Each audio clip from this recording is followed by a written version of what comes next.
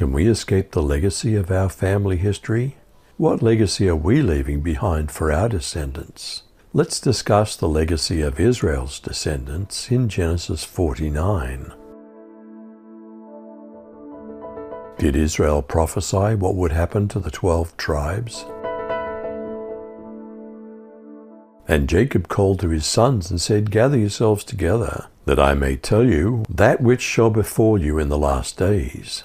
Gather yourselves together and hear, you sons of Jacob, and listen to Israel your father." What would happen to Reuben? Was his legacy the result of one horrible sin, adultery with his father's concubine, Bilhah? Reuben, you're my firstborn, my might, and the beginning of my strength, preeminent in dignity, and preeminent in power, uncontrollable as water. You shall not have preeminence, because you went up to your father's bed. Then you defiled it. He went up to my couch. What about Simeon and Levi? Was their legacy a mass murder to avenge their sister's rape? Simeon and Levi are brothers. Their swords are weapons of violence. Let me not enter their council. Let me not join their assembly. For they've killed men in their anger, and hamstrung oxen as they pleased. Cursed be their anger, so fierce, and their fury so cruel. I'll scatter them in Jacob, and disperse them in Israel. What about Judah? Does the scepter picture royalty? David and Christ descended from this tribe. Is Jesus the one whom all nations will honor? Judah, your brothers will praise you. You'll grasp your enemies by the neck.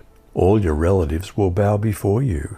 Judah, my son, is a young lion that has finished eating its prey. Like a lion, he crouches and lies down. Like a lioness, who dares to rouse him? The scepter will not depart from Judah, nor the ruler's staff from his descendants, until the coming of the one to whom it belongs, the one whom all nations will honor.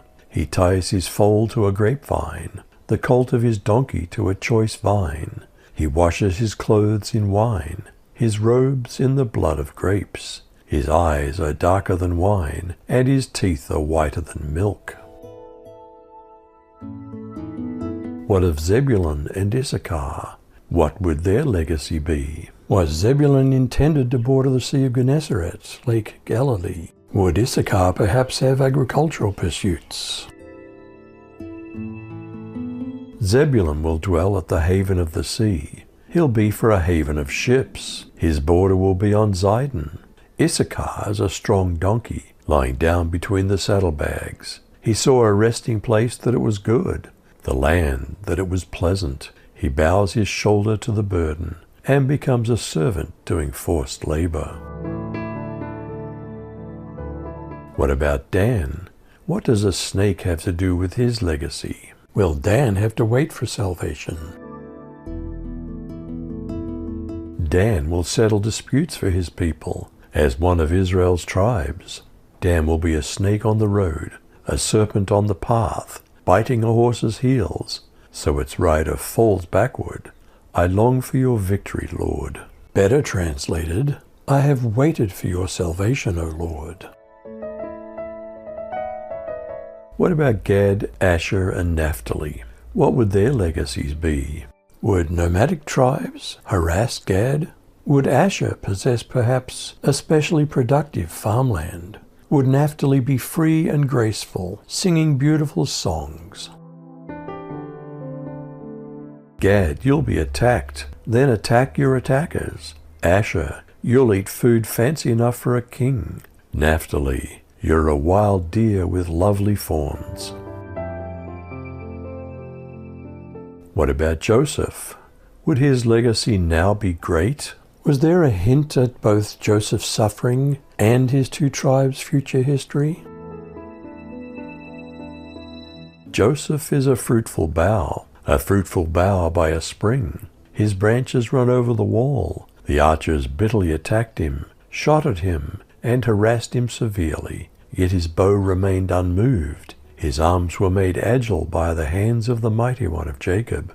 From there is the shepherd, the stone of Israel. By the God of your father who'll help you, by the Almighty who'll bless you, with blessings of heaven above, blessings of the deep that crouches beneath, blessings of the breasts and of the womb. The blessings of your father are mighty beyond the blessings of my parents, up to the bounties of the everlasting hills. May they be on the head of Joseph, and on the brow of him who was set apart from his brothers. What about Benjamin? What would his legacy be? Would they be a warlike tribe, evidenced in both Ehud and Saul? Benjamin's a wolf. He tears his prey. In the morning he devours the prey, and in the evening he divides the plunder. What were Jacob's final words? Where did he want to be buried? That's how Israel blessed these 12 tribes of Israel. And this is what their father told them when he pronounced his blessing for them, blessing each one with a blessing suitable for them. In his last words, Jacob issued this set of instructions to them all. I'm about to join our ancestors. Bury me alongside my ancestors, in the cave in the field that used to belong to Ephron the Hittite. It's the cave in the field near Mamre at Machpelah, in the land of Canaan, that Abraham bought to serve as a cemetery. It's where Abraham and his wife Sarah were buried, where Isaac and his wife Rebekah were buried, and where I buried Leah. Both the field and the cave that's in it were purchased from the Hittites. After concluding this set of instructions to his sons, Jacob tucked his feet up into bed, quit breathing, and was gathered to his ancestors. Can we escape the legacy of our family history? What legacy are we leaving behind for our descendants? You decide.